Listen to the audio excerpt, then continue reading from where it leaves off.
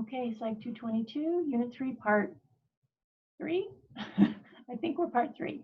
We just finished talking about cognitive dissonance and Festinger's peg-turning study, right? Why is that relevant for us?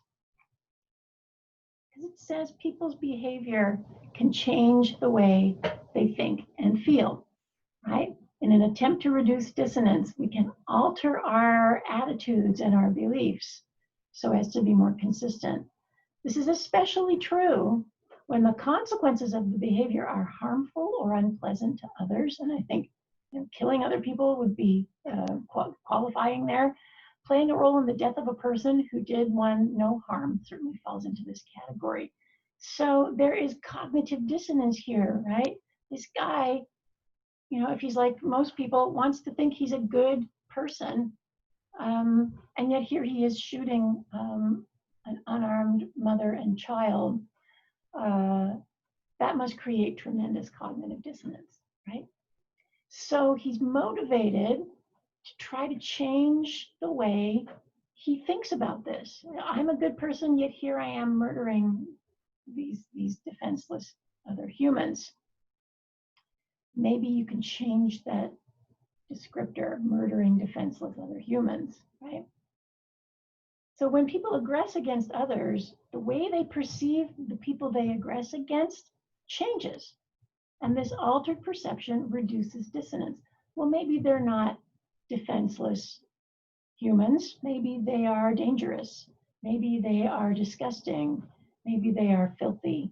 Maybe they are subhuman. Right? So this is uncomfortable. I was just mean to this person, and this is a human being, and as such deserves my respect and kindness. This is much more comfortable. I was just mean to this person, and this person is bad, inferior, dangerous, unworthy. So we change our view of the person we have victimized so as to make us feel more comfortable with the fact that we have victimized them. Just remembering to set my timer. So this is just world thinking too, right? This fits in here. Right? I was mean to this person, but they deserved it. People get what they deserve, right? Karma. So this change in perception not only excuses an instance of aggressive behavior, right? But it makes a repeat of that aggression more likely, right? So I aggressed against them once. They deserved it. They are inferior, dangerous, whatever. And therefore, given another opportunity down the road, I'll probably do the same thing again, right? Irvin Staub calls this the continuum of destruction, which we talked about, before. This sort of path that leads one step by step towards genocidal behavior. Albert Bandura had a name for it too. He called it gradualistic moral disengagement, right? Step by step, we disengage our moral sensibilities as they apply to a particular person or set of people, right? So dissonance, for example, feeling bad about hurting someone else, can also be reduced by relabeling the behavior that was causing the dissonance, right? For example, killing people, to make it more consistent with other important attitudes and values. This is what euphemisms do, right? So a euphemism is when we soften the way that we refer to some action so that it doesn't challenge our sense of self, for example, as being good, right? So the final solution is a euphemism for murder. Enhanced interrogation is a euphemism for torture. Ethnic cleansing is a euphemism for genocide. Our peculiar institution, I don't know if you're familiar with that one, is the way that Americans used to refer to slavery when it was still a thing. Excuse me. So euphemisms also help us reduce, dissonance.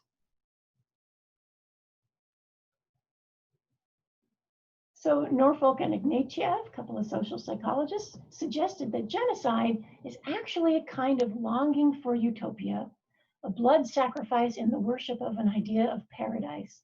What could be more seductive than to kill in order to put an end to all killing?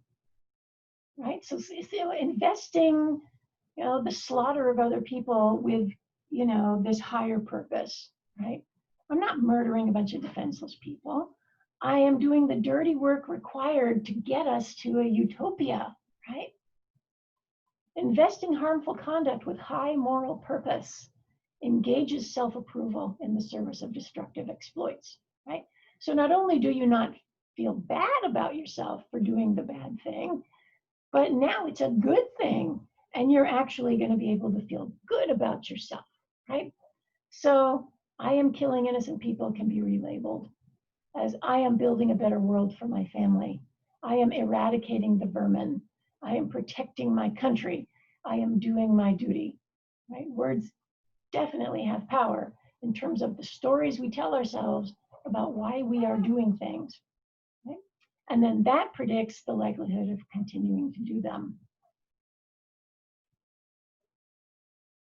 Recall from Psych 101 the fundamental attribution error, right? When we try to figure out the causes of another person's behavior, we often don't pay enough attention to the situation that the person is in, right? So this is something I use in my Psych 101 lecture.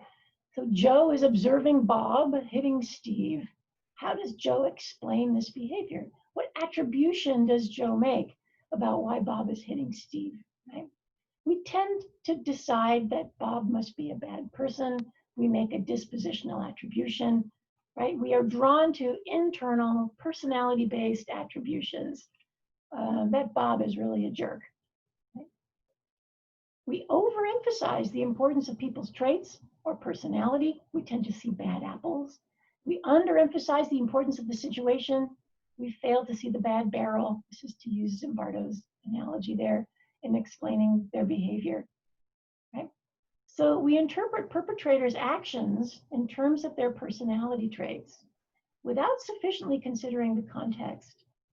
Right? The law of crappy systems, however, can trump the law of crappy people. Context can be powerful, and it can make us do stuff that we would not otherwise do. Oh, Kat. And we also commit the fundamental attribution error when looking at victims, even when we cause the situation that victimizes them, right? So perpetrators of genocide degrade people, make them seem less than human by starving them, terrorizing them, making them live in desperate, vile conditions. And then they justify their treatment by pointing out how degraded they are. Just look at them. They don't even look human, even though it was their own actions that led to having these people in this terrible situation. Okay. So even when the perpetrator has caused the situation that victimizes the person, the perpetrator may still commit the fundamental attribution error and say that the people somehow brought this upon themselves. Situations are constructed by people. What people respond to is not an objective situation, but the situation as they perceive it, as they cognitively construct it, right? We never perceive reality per se. We perceive our system's version of reality. Each one of us has these cognitive filters through which reality must flow before we, perceive it. So Ross and Nisbet call this the principle of construal, that we construe the meanings of situations. We respond to our interpretation of a situation, and our interpretations can be inaccurate, right? We don't see things the way they are, we see them the way we are. For example, people are not always good at figuring out what other group members actually believe and feel. This is a phenomenon known as pluralistic ignorance. So the norms that people perceive and conform to might not really accurately represent the other group members' actual attitudes and beliefs, right? So we're not always good at recognizing what other people are really thinking. And everybody might be thinking the same thing and not realize it, right? For example, Matza, published in 1964, found that juvenile delinquents individually lacked a firm commitment to their antisocial behavior, at least early on in their delinquent careers. But because they were unwilling to express that discomfort publicly, they each appeared to the others as being committed to and comfortable with the group's delinquency, right? So each kid in the delinquent gang is inside their own mind uncomfortable with what's going on, at least initially, but assuming that the other kids are totally into it. And so they continue to kind of adhere to what they perceive to be the norm of the group. So it creates a system of shared misunderstandings. People's collective efforts to blend in and conform to a norm can actually reinforce the power of an illusory norm that has no counterpart at the level of the individuals in the group, and no one individual appreciates his or her role in enforcing that norm. So Christopher Browning argues that some, maybe many, of the German policemen and soldiers wanted to decline to participate in the massacres, but they were concerned about being ostracized by the other people in their battalions if they opted out of the dirty work, right? So each one perhaps might have been thinking, I really don't want to do this, but it looks like everyone else is okay with it. So if I say anything, I'm going to get ostracized, right? So the attitudes of individuals cannot always be inferred from the collective behavior of the group, right? Just by watching what the group is doing, you cannot then conclude that everybody has attitudes consistent with the behavior. Conformity pressures could have led to behavior that was more extreme in terms of its violence and cruelty than would have been initiated by a person not subject to those pressures. Okay, so ultimately, Christopher Browning lays out this argument that says that there's more to it than just the fact that the Germans hated the Jews. That there were complex conformity pressures, complex pressures around obedience to authority, right? And norms that kind of constrained people's sense of being able to make a choice. So the conclusion here, a monocausal framework, which means an explanation that has just one cause, that is eliminationist anti-Semitism in the case of Goldhagen, for understanding genocide really doesn't do justice to the dynamic interplay between persons and situations that is characteristic of human behavior. It's more complicated, in other words, than a single variable. And that is kind of the argument against Goldhagen. It's not just that they hated the Jews.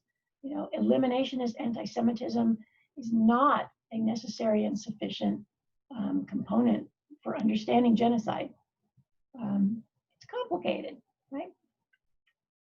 I have a really great kind of old documentary that I want you to look at. It's from 1985. It's about Jane Elliott. She is the person who did the brown eye, blue eye stuff with her classes. She was an elementary school teacher.